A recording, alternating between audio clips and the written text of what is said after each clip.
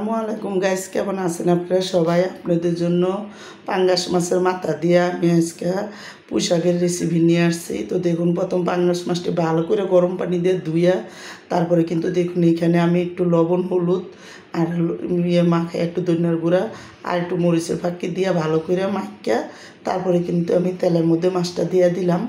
তো মাছটা যখন সুন্দর করে দুনোটা পিট করা ভাজা করে তারপরে কিন্তু আমি উঠার মতো দেখুন এখানে মাছটি একটু উল্টে দিতেছি। একটা পিঠ যখন সুন্দর মতন লাল হয়ে আইছে তো আমি আরেকটা পিঠও ভালো করে উল্টে দিব। তো আমি এখানে দেখুন মাছটি সুন্দর করে উল্টে কড়া করে বাজ্যা রাখা এখানে আমি একটা কড়াইয়ের মধ্যে বেশি করে আধা কাপ তেল দিছি আর আমি 1 কাপ পেঁয়াজ দিছি, একটু বেশি করে দিছি। সব কিছু দিয়ে কিন্তু আমি এটা যখন হালকা একটু নরম হইব পেঁয়াজটা ততক্ষণই আমি একটু ভাজবো। তো দেখুন ভালো করে যখন পেঁয়াজটা একটু ভাঙ্গা ছিঁড়া দিলাম যাতে সুন্দর মতন একটু হয়। তো এখন দেখুন পেঁয়াজটা আমার যখন নরম হয়ে গেছে আমি 2 চামচ আদা রসুন বাটা দিছি, 1 চামচ লবণ দিছি, 1 চামচ না আধা চামচ, আর আমি 1 চামচ লাল মরিচের গুঁড়া, 1 চামচ হলুদের গুঁড়া আর এখানে ধনিয়ার গুঁড়া দিয়ে দিলাম আমি গুঁড়া 1 চামচ। তো আর একটু আমি হালকা গরম মশলার ফাঁকি দিছি আর একটু কাঁচা মরিচের বাটা পেস্ট দিছি, কারণ আমি একটু গরম মশলা দিছি এই কারণে যাতে পাঙ্গাস মাছের কোনো গন্ধ না লাগে এই কারণে। তো যখন একটু পানি দিয়ে ভালো করে কষাইয়া মশলাটা ভালো করে কষামো, কারণ এখানে পুঁই শাকটা কিন্তু বেশি একটা কষানো যাবে না।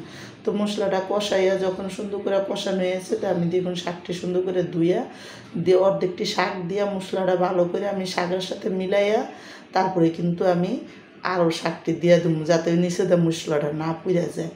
তো দেখুন এখানে আমি সবটি পুঁই শাক দিয়ে ভালো করে তারপরে কিন্তু সুন্দর মতন ডাইকে আমি এই পুঁই শাকটা রান্না করবো যতক্ষণ পুঁই শাকটা নরম না হয়। তো পুঁই শাকটা যখন নরম হয়ে একটু পানি উঠতে যাবো, দেখেন অনেকটি পানি উঠতে গেছে গা।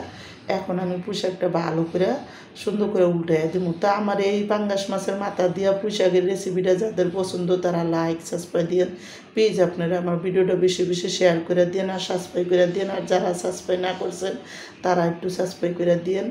তো দেখুন এখন আমি সুন্দর করে কিন্তু লাড়া দিয়া ভালো মতন মশলার সাথে মিলাইয়া ডাইকা তারপরে কিন্তু আমি করে দিছি। তো দেখুন এখানে ভালো মতন কিন্তু পুঁই শাকটি সিদ্ধ হয়ে আইছে।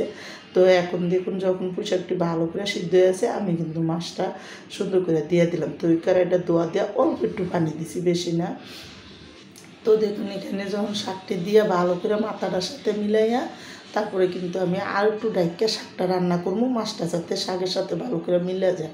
তো আমার এখানে লবণ টবণ আর কিছু লাগে নাই। তো দেখুন এখানে সুন্দর করে কিন্তু শাকটার আমি একেবারে পানিটা শুকনা মাখা করে তারপরে নামামো। তো দেখুন এখানে কিন্তু সুন্দর করে মাখা যখন হইব তখন নামামো। এখন